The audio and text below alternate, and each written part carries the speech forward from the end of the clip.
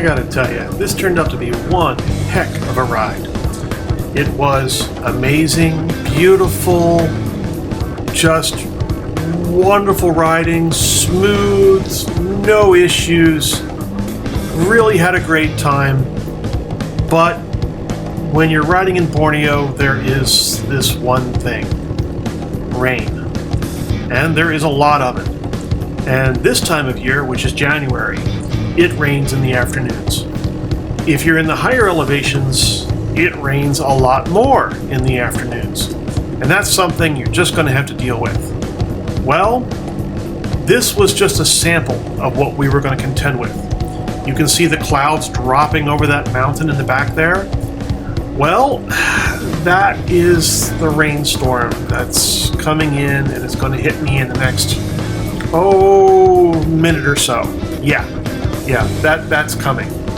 And these things move in quick. They move in faster than you can ride. These rainstorms never seem to be moving that fast. That is, until you get under one of them, and then you realize how fast they are.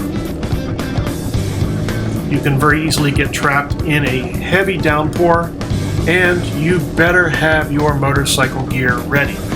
So, always have a rain jacket in your trunk. Now, did I bring my rain jacket on this ride? No, I did not. And I'm going to pay the price. Luckily, trash bags are a light, simple solution. Here it comes now. Borneo is the land below the wind, so you don't have to worry much about high winds like you might in Texas. But here in Borneo, you have torrents of rain, and that you have to watch out for.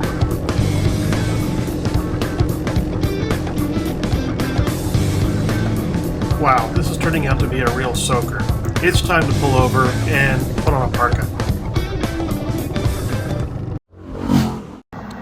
Hi there, Christopher Thunder here from Rider of the Storm. I'm in the mountains of Borneo on Highway 500.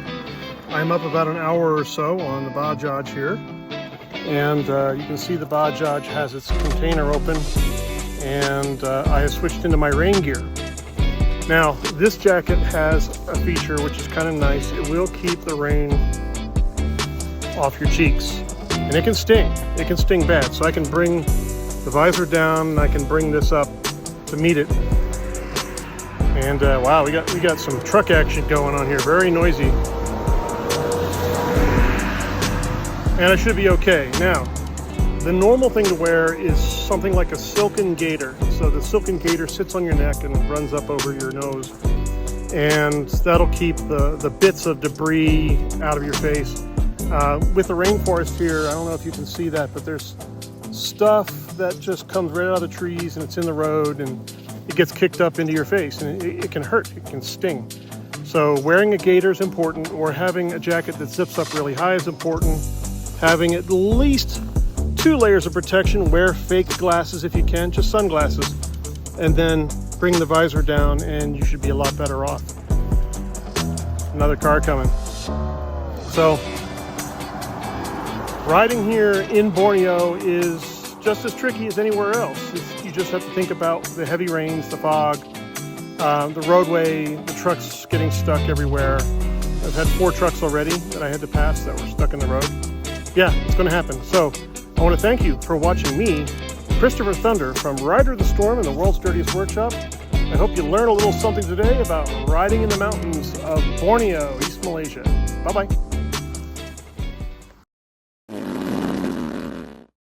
Hey there, just wanted to show everybody, this is how you make a functioning raincoat out of trash bags.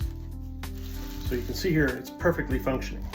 I have sleeves, I have a top. I could have made the neck a little bit smaller, but the sleeves are tucked inside the trash bag and everything's working. What you want to do is, when you make a sleeve, put on elastic bands first. So you've rolled up the trash bag and you've got both ends open. You're going to slide on the elastic bands onto the trash bag that's on the table, and then put your arm through. So when your arm goes through, you've already got the 3 elastic bands on it, okay? And you can position them wherever you need to. Now, I probably prefer that one to be there. Okay, and this one, I could probably put this yellow one just a little bit higher to get it where I'd want it to be. So it's a little tricky, but you get the idea. So yeah, you can move everything around, and the trick is to use the right sized elastic bands so your hands don't turn purple, right? You don't want to cut off the circulation, especially if you're older like me. Okay, but I'm not doing that right now. My hands are fine. My hands are not going to go numb. I can move my shoulders around. No, that's really great. So 3 40-gallon trash bags, right? Roll up your arms. Put the elastic bands on first. Then put your arm through. Bring the arm all the way up. So the elastic bands are already on your arm when you put the arms on. Then put the torso on. Okay? And the torso will have the head and the shoulders cut out. And the shoulders should come right over the top of the trash bag on your arms here. So it's now ready to ride in the rain. Isn't that something? So now you have a working raincoat, not just something you can throw over your torso because your arms will get wet. And that's no fun. So this is a motorcycle trash bag raincoat. Something you can make on the fly, you get into trouble, pull over, stop at a supermarket, get a box of trash bags, quickly assemble what you need to, and you're off in the rain again. Thanks for watching me, Christopher Thunder, from the world's dirtiest workshop. Bye-bye.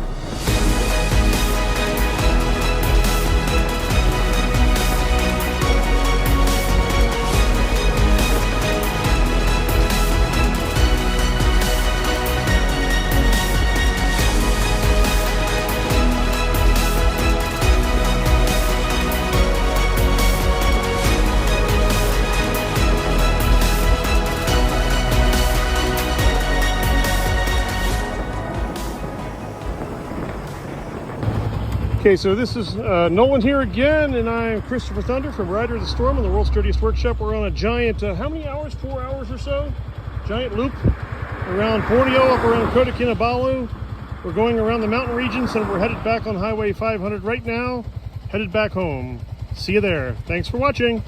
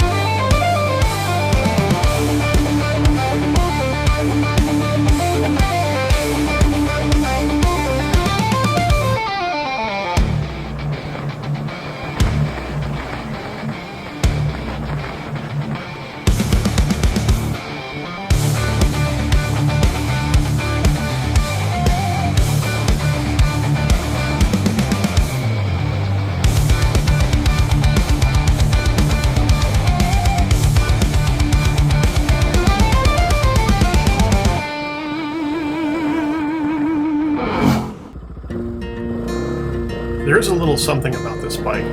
It is a lot of fun. And here I'm going to show you how it goes to the RPM range. It's really terrific. But to do this, you need a lot of oil flow. And there's a funny problem in the engine where down on the right side, there's an oil chamber where the gasket fails, and that causes the indicator to light up. It is quite annoying to fix. And the right side engine cover must come off. You hear all this chirping? Can you hear it? Can you see what's going on up there? Cliff birds. Cliff birds nesting under the eaves of the hotel. Just amazing. And then down at the mall they sell bird's nest soup, which is crazy. They also sell a lotion, bird's nest lotion. Chinese end-of-year gift. I don't know if I'd buy that, but there you go. After spending several months in Borneo, I've probably made this Highway 500 run a dozen times or more. And it's always been great. I've really learned the highway really well. And I've learned how to ride the motorbike under these really varied, wet and dry, broken road conditions. And I've really improved my skills. If you want to truly advance your skills on motorcycle touring, spend some time up in the mountains. Learn to ride through the various weather conditions, as well as going from tropical heat into something a little bit more temperate or typical of, say, the United States, where the temperature varies from quite chilly to a little muggy, you know. So we're going from what could be temperature extremes, you know, really hot tropical sun, up through something that makes you shiver a little bit. And this really helps you feel the bike through those various temperatures, feel the tires, feel the grip change from one extreme to the other.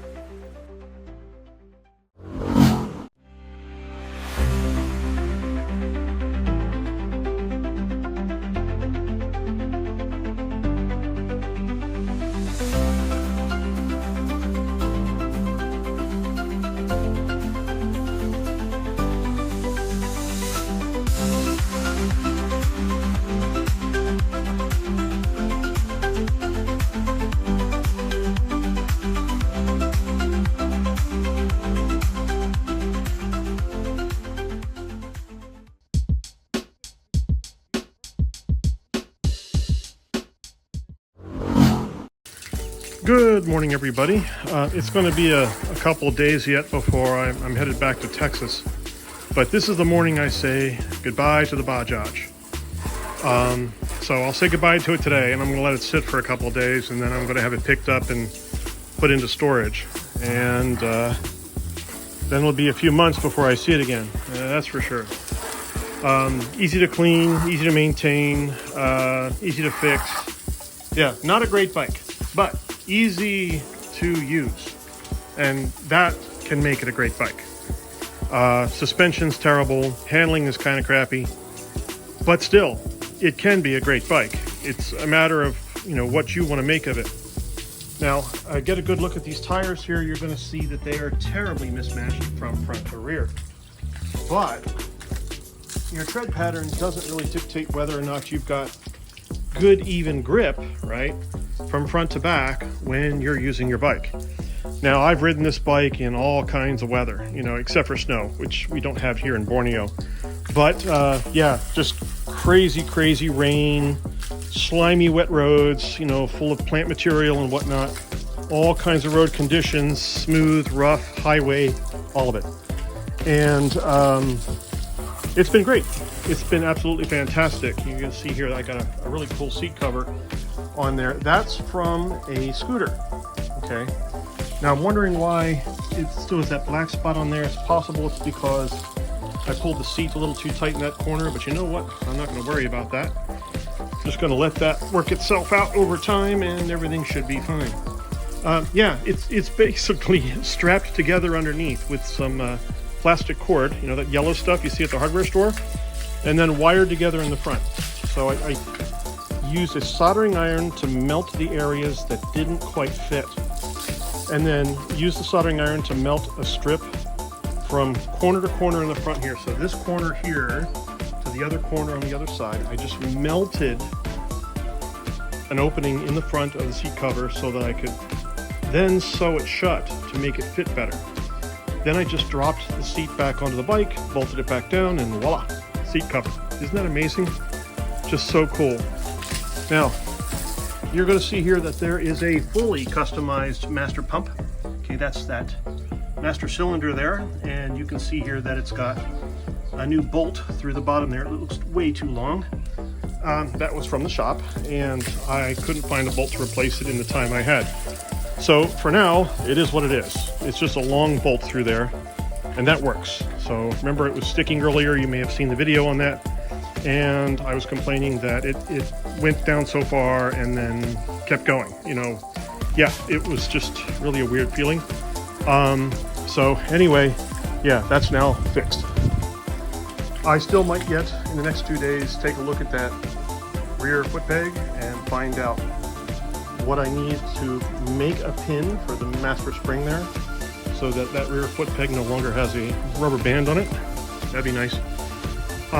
This cargo container has been awesome. I'm sure you'll recognize it if you look it up online. It's been great. It does leak, you know, so if you're riding in the dirt and muck and rain, you will get muck on your clothes. You will.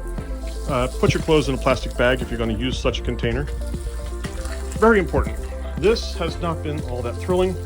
It fogs up. It has trouble in the rain and bad weather, and the leather case is already rotting away on it. Not the best product if it's already rotting away after like a week or two, but it does work. It's a very good waterproof case for your phone. So functionally, great. Cosmetically, not so good. But there it is. You can see how it's mounted on the bars there, and that worked out pretty well for me. So, you know, there you go. It's another product. Yes, I love these bar ends. They are very cool. Do they do anything? Absolutely not. I use some kind of aluminum-ish anodized valve covers, stem covers for the valve stems. Very nice. Cheap. You know, if you're going to spend a couple of ringgit for something, yeah, get rid of those plastic valve stem covers and put something on anodized that looks more like your crash bars. So these are just small crash pegs, not crash bars, but crash pegs, and they work just fine. I've already tested them. I know I have, right over there in the sand. Yes, I have. I have tested those crash pegs, and they do work. All right, so lots of good things with this bike. Just miles and miles and miles, or kilometers and kilometers and kilometers, right? You'll see videos of me riding this thing up and down Highway 500 and around the giant loop to Keningau from Kota Kinabalu. You should always wash your bike every couple of rides. Now, this bike's going back into storage. And man, yeah, that took a hell of a shaking. So try to find the best hex key you can, right? And try and lock it down as best you can. Or find a way to put better washers on it and continue the process of locking it down. These things, oh, there we go. Okay. They do wear out. They get thinner around here because of all the shaking. But yeah, never leave it loose. If you see it loose, lock it down. These are the kinds of things you find when you do your last wash or your wash that's in between your rides. This is really important. So that goes back into the tool set, back in the tool bag. This thing goes back into storage for a couple months. Thanks for watching.